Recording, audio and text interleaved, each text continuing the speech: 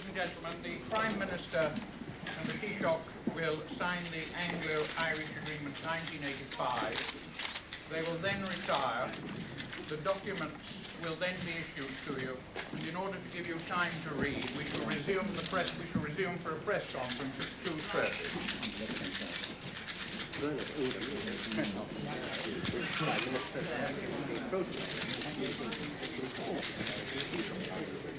On Friday, the 15th of November 1985, the British and Irish Prime Ministers, Margaret Thatcher and Garret FitzGerald, met at Hillsborough Castle in County Down to sign a document that became known as the Anglo-Irish Agreement. The agreement was presented by both heads of government as a way forward for Northern Ireland, a foundation on which it might be possible to build a solution.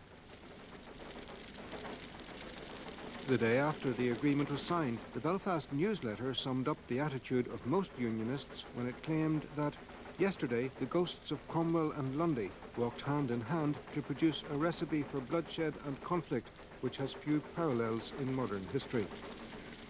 Now, as far as unionists were concerned, came the greatest betrayal of all, from the pen of Margaret Thatcher. Here was the United Kingdom's Prime Minister offering Dublin a say in the running of Northern Ireland. Unionists no longer felt threatened simply from across the border and from an enemy within. Now there was the threat to the loyalist position from Britain as well. We say never! Never! Never! Never! Unionist anger was expressed through a series of demonstrations, beginning with a mass rally in Belfast, which attracted 100,000 people. Where do the terrorists return to for sanctuary? To the Irish Republic. And yet Mrs. Thatcher tells us that that republic must have some say in our province. Ian Paisley later took his protest from the streets of Belfast to the floor of the European Parliament.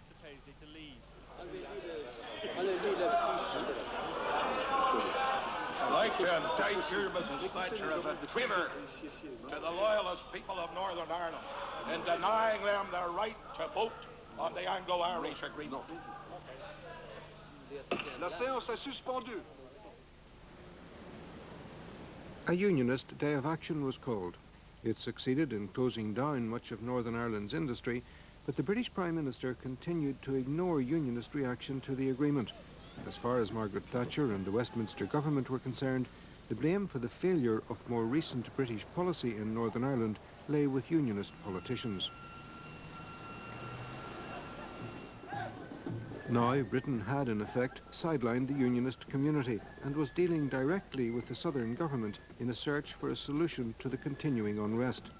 Unionists argued that this pact was a step in the direction of a united Ireland and renamed it the Anglo-Irish Diktat.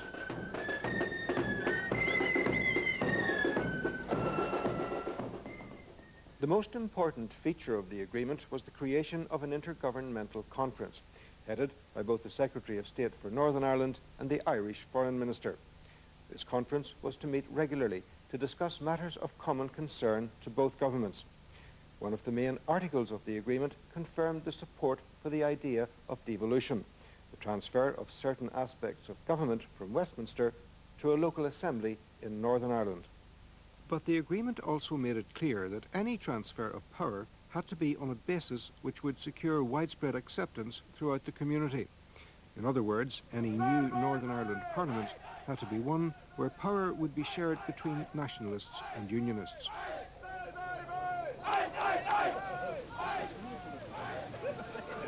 The Intergovernmental Conference was seen as a refashioned Council of Ireland. The conference was to have its own civil service, a secretariat made up of civil servants from both sides of the border. In fact, the secretariat had already been established at Maryfield near Holywood. This was one of the first places that unionists chose to show their opposition to the Anglo-Irish Agreement.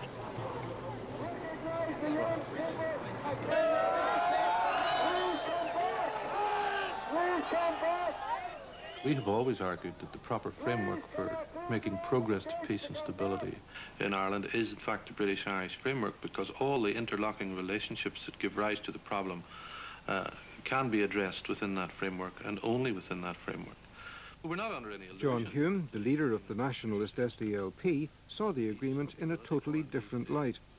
From 1974, Hume had argued that there needed to be agreement between the British and Irish governments and between the two traditions in Northern Ireland before a solution could be arrived at. That principle appeared to have been accepted in the Anglo-Irish Agreement. 2 years before Hillsborough, the SDLP decided to engage Southern politicians in talks on Northern Ireland.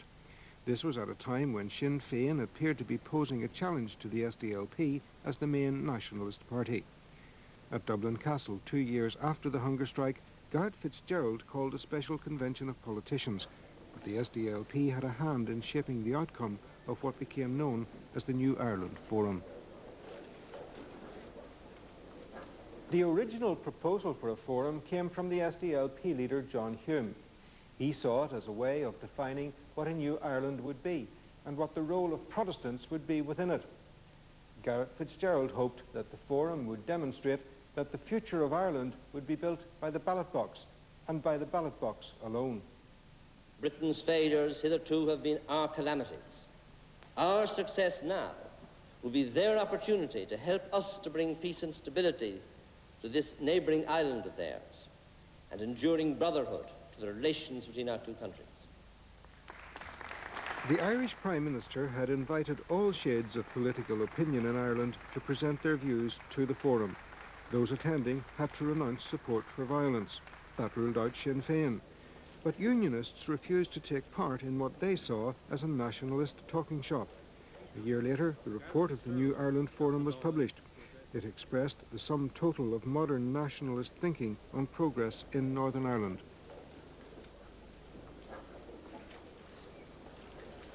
The report of the Forum is not a blueprint for the Ireland of the future. The representatives of one of two traditions in this island cannot arrogate such a task to themselves alone. What we have together assembled is not a blueprint, but an agenda for possible future action. The ideas we put forward together show an openness to the other tradition in this island and a sensitivity to the preoccupations of those who belong to that tradition. The Forum recommended 3 options to resolve the Irish question. A united Ireland achieved by agreement and consent, a federal Ireland, or joint authority under which the London and Dublin governments would have equal responsibility for Northern Ireland. The Unionist parties were unanimous in their rejection of the report. If there was to be a peace settlement, it would only come from within Northern Ireland. In October, the reality of the Northern Ireland situation was brought home at the Conservative Party conference. A £30 bomb planted by the IRA exploded on the last day of the Tory party conference. It was designed to kill the Prime Minister and her cabinet. Margaret Thatcher narrowly escaped death when the Provisionals bombed the Grand Hotel in Brighton. By this stage, talks had already been going on between the British and Irish governments, with special attention being paid to security matters.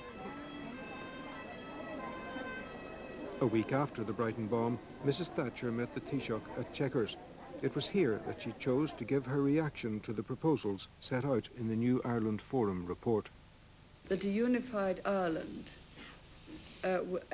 was one solution that is out. A second solution was a confederation of 2 states. That is out. A third solution was joint authority. That is out. The rift that developed between Garret FitzGerald and Margaret Thatcher after the press conference was short-lived. In early 1985, talks between the two governments took on a more formal structure. Both Thatcher and FitzGerald had embarked on a path that would eventually lead to Hillsborough and the signing of the Anglo-Irish Agreement. Much of its detail was worked on by senior civil servants. In fact, the Prime Minister didn't consult the full cabinet until the ink was drying on the agreement.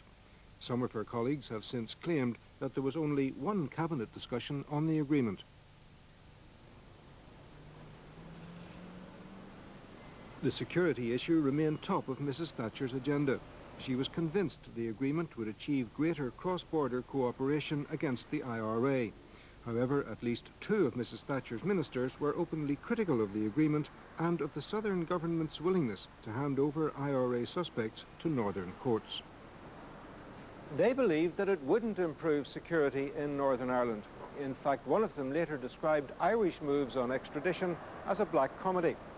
And it was on the issue of extradition that Margaret Thatcher firmly believed the agreement would bring about major improvements on the security front. A year after the Anglo-Irish agreement was signed, the Fianna Fáil leader Charles Haughey replaced Garret FitzGerald as Prime Minister. On the day the New Ireland Forum report was published, he insisted that the only solution was a unified Ireland with a new constitution. His position on extradition gave rise to friction between the British and Irish governments. To hand a citizen over to another jurisdiction is something that should only be undertaken with great care and scrupulous regard for all the circumstances.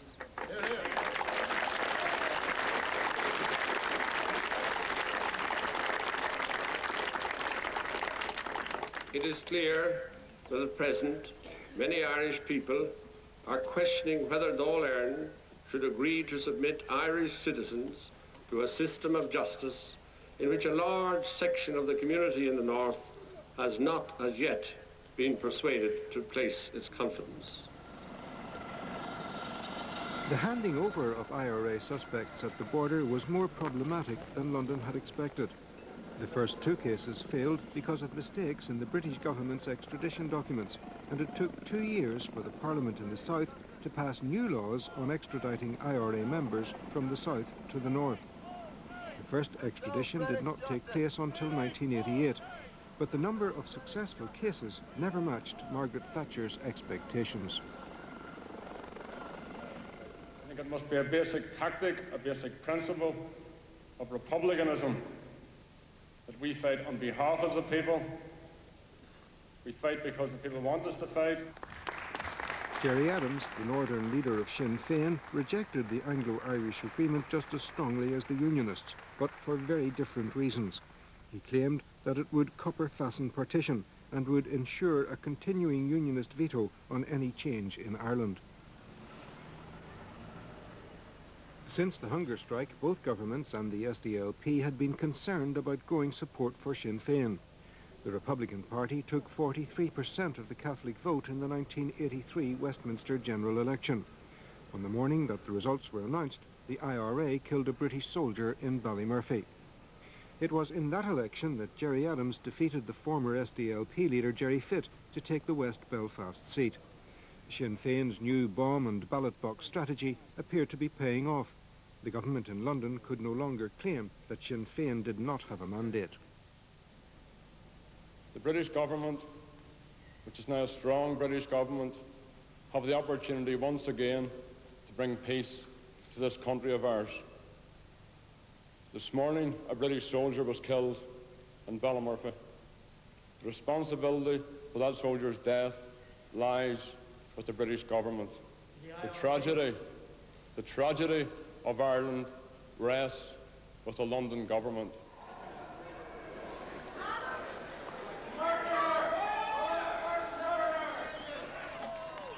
It appeared that Sinn Féin posed a serious threat to the SDLP.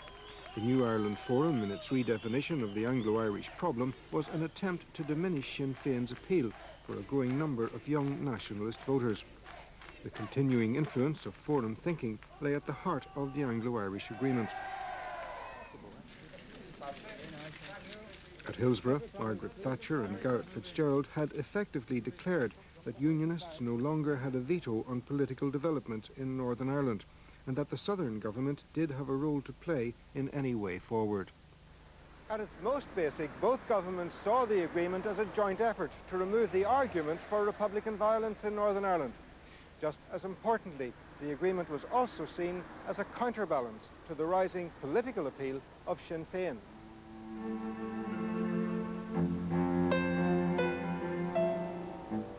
In 1988, the leader of the SDLP, John Hume, took part in private discussions with Gerry Adams, as talks with Unionist politicians at Stormont appeared to be going nowhere.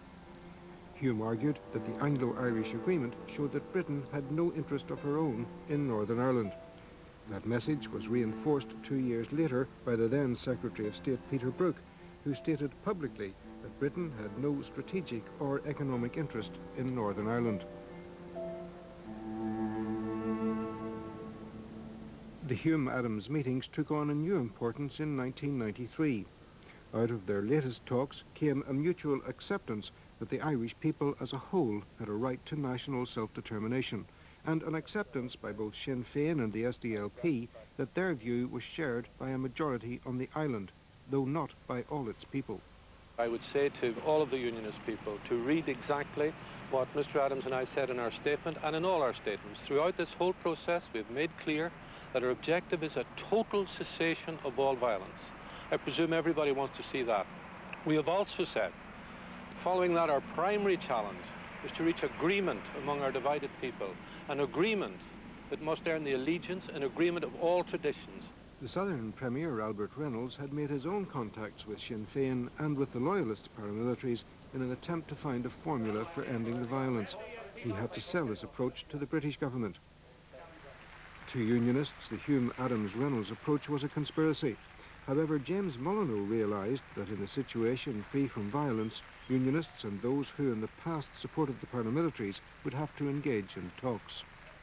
When fellow travellers end their exploitation, intimidation and racketeering, and all arms and explosives are surrendered, then there will be a lengthy period of quarantine before access to the democratic processes can be even considered. As Unionists considered the new politics emerging on the nationalist side, John Major and Albert Reynolds delivered a new framework for Northern Ireland, the Downing Street Declaration. The Taoiseach and I have now agreed on a joint declaration on Northern Ireland. It is a declaration for democracy and dialogue, and it is based on consent. It makes no compromise on strongly held principles, but it does embody our common view that there is an opportunity to end violence for good in Northern Ireland. This is a historic opportunity for peace. We hope that everybody will grasp it. There is now a clear political path which is meaningful for all. What we are offering is a framework for peace that prejudices nobody's position or predetermines nobody's future.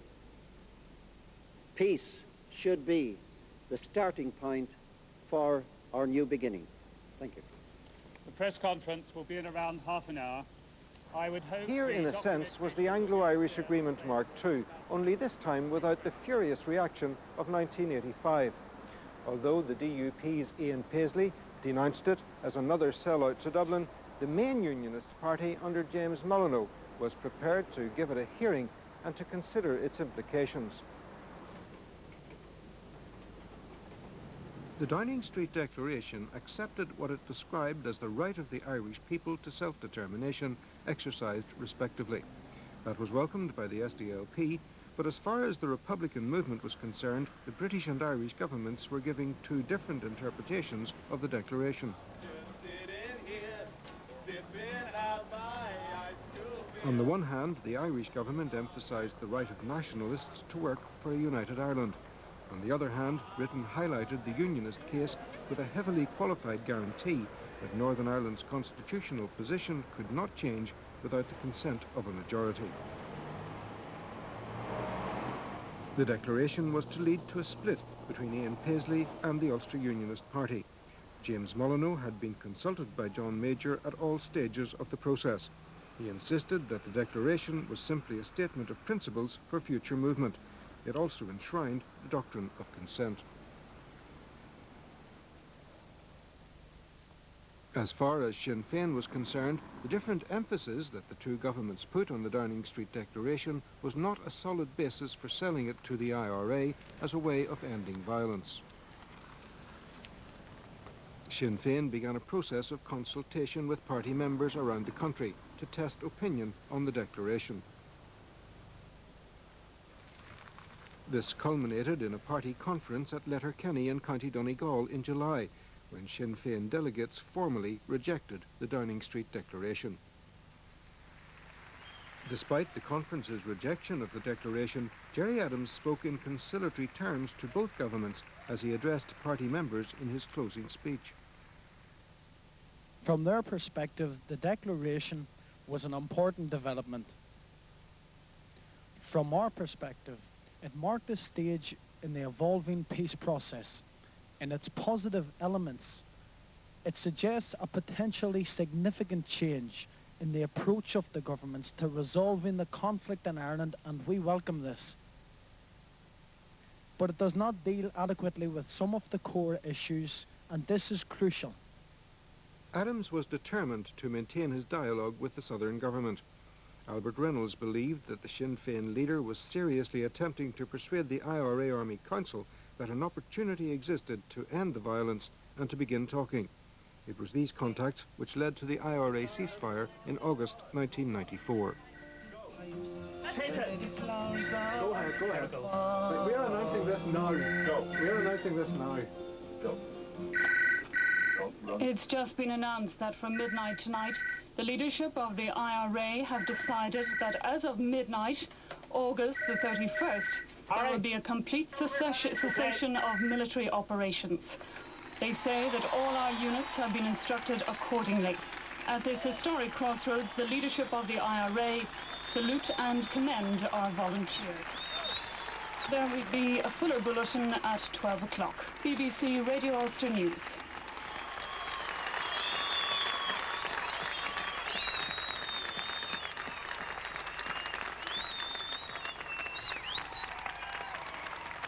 I want to salute the courage of the IRA leadership and the historic and bold and decisive initiative that they have taken and which they announced this morning. They have created, if you like, a crucial moment, a decisive moment in the history of this island and of Anglo-Irish relationships. And I applaud and I commend the leadership of the Army, but I also applaud and commend you people here today, and others who could not be here, because you also are undefeated by 25 years. The British government and unionist politicians criticised the absence of the word permanent from the ceasefire statement and demanded that Sinn Féin explain if the complete end to military operations meant a permanent end. They wanted to be sure that the violence had finished for good before Sinn Féin would be admitted to talks. The British government was slow to react to the ceasefire announcement, but the Irish government and the SDLP accepted that the ceasefire was for good. The following month, the Taoiseach, Albert Reynolds, the leader of the SDLP, John Hume, and the president of Sinn Féin, Gerry Adams, met at government buildings in Dublin to open dialogue on a way forward.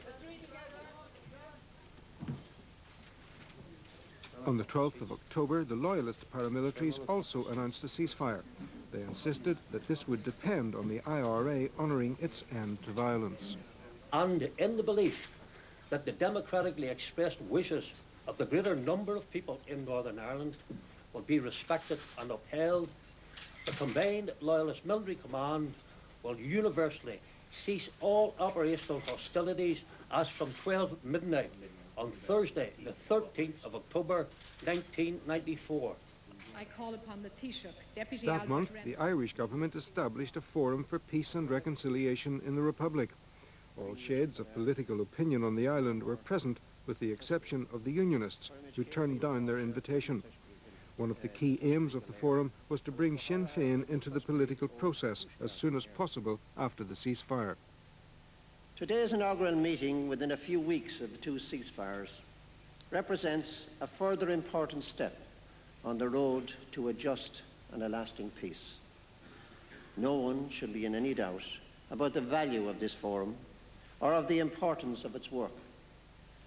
The establishment of the Forum for Peace and Reconciliation was a key commitment by the Irish government set out in the joint peace declaration. On the same day the Loyalists announced their ceasefire, the British government stated that it would make a working assumption that the IRA ceasefire was for good and that it would begin talks with Sinn Féin before Christmas.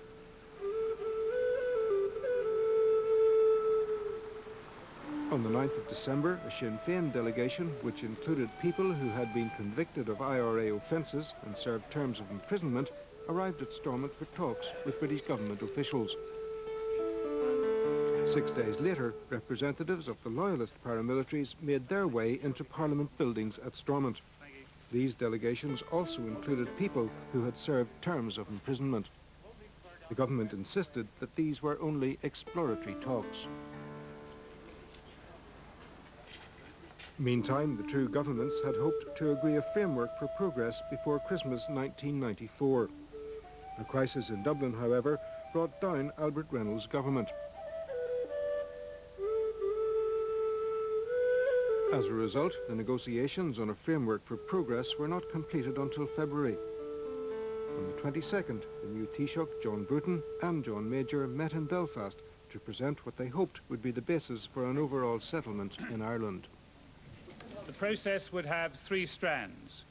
It would seek a new beginning for relationships within Northern Ireland, relations between the north and the south of the island of Ireland, and relations between the United Kingdom and the Republic. We agreed that it was only by addressing all these relationships together that agreement would be found across the community in Northern Ireland. At this press conference, the Taoiseach and I are publishing the document A New Framework for Agreement, which deals with the second and the third of these strands. A little later this morning, I will return to this conference hall and put forward a separate document proposing new arrangements within Northern Ireland. That is, of course, a matter for the British government and the Northern Ireland parties alone. There was an immediate outcry from Unionists against the framework document. To them, it had been inspired by the Hume-Adams talks. But Britain maintained that Unionist interests had been accommodated. There could be no change in Northern Ireland without the consent of a majority. It appeared that the London and Dublin governments envisaged a settlement which would require Unionists and Nationalists to rethink their relationships within Northern Ireland, within the whole island of Ireland, and with Britain. Once the gun had been taken out of Northern Ireland politics, it was hoped a lasting agreement could be achieved.